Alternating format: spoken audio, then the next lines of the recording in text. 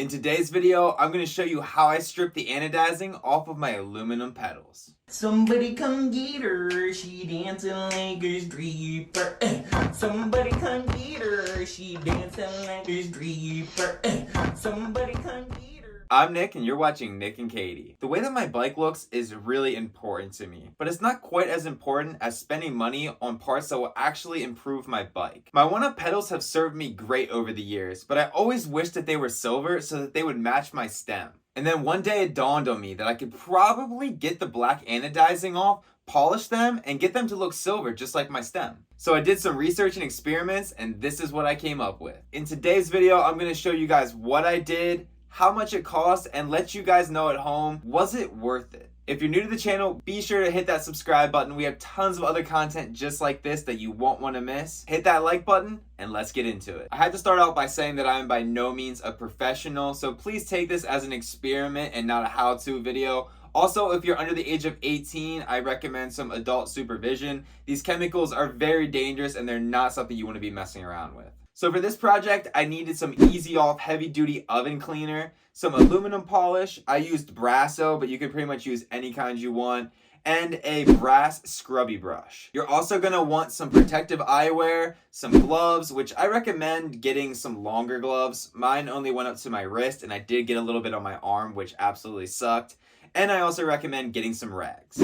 The first step in prepping the pedals was to take the axles and the pins out of the pedals. So depending on what component you're using, it'll be a little bit different for this step. It's a good idea to remove anything you don't want stripped. That would mean like bearings and seals especially. And make sure the thing that you want to strip is aluminum and anodized. I'm not sure how this would work for other metals and coatings. I also recommend doing this outside. The chemicals are super nasty, so even if you do it outside, I might recommend wearing a mask.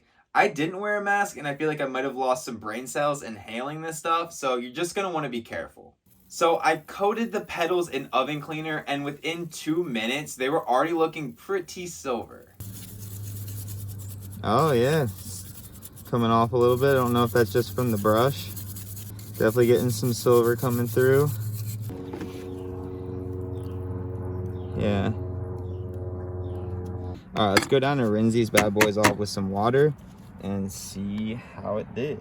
So once I saw that it was working, I hosed them off and started going at them with the Scotch-Brite pad, but quickly learned that with the Scotch-Brite pad, it was really taking a long time to get the rest of the anodizing off. So I highly suggest spending that time outside with the oven cleaner and the brass brush to really get it perfect before you bring it in for the next step. I know it sucks breathing in these horrible fumes, but you're going to want to take the time and really make sure you get it all the way off.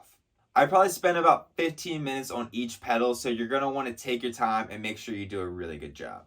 I started polishing and maybe spent like a half hour total doing that. Okay, so after about maybe 5 to 10 minutes of polishing, the one looks a little bit shinier than the other. I'll give you guys a second to guess which one I polished and which one I didn't.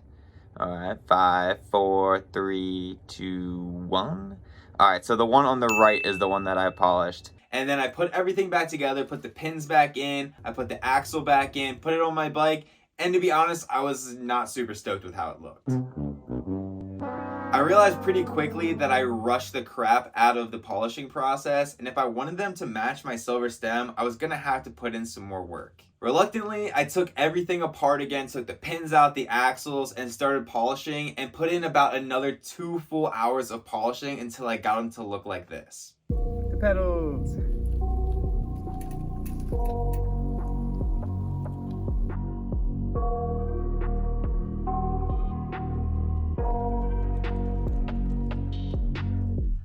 I got nightmares in my head. The thoughts build up until I can't hear. That my mind fills up into a creature, and it haunts me somewhere much deeper.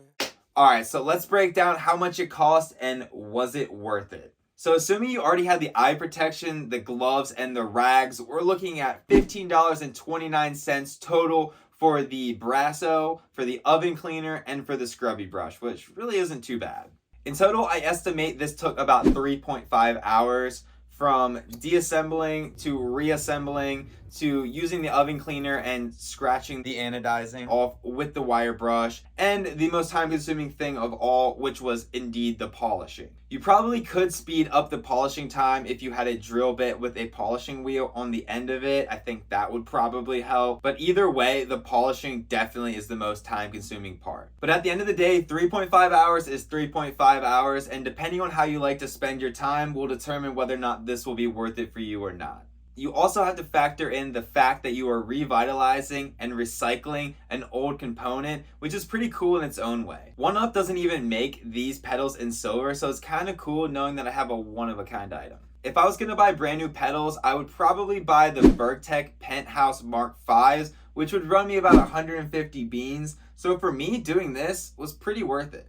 And the final thing that you need to factor in before doing this is how long will this actually look good for? Will you have to polish these every 3 months, every 6 months? Will they start to oxidize and look like crap? Will the color change? I would love to give you guys an update video in maybe 3 months, 4 months, 5 months, and kind of see how they're looking. So if you're interested in that, be sure to subscribe and like this video, and also let me know down in the comments if you would like to see a video like that. That way I can know to make it. And subscribe so you don't miss that video. We have a ton of other videos just like this in our playlist titled Tips, so go check that out right now. And if you learned something or were at least entertained, please like and subscribe to our channel. We really appreciate it. And as always, I'm Nick and you're watching Nick and Katie. Thanks for watching.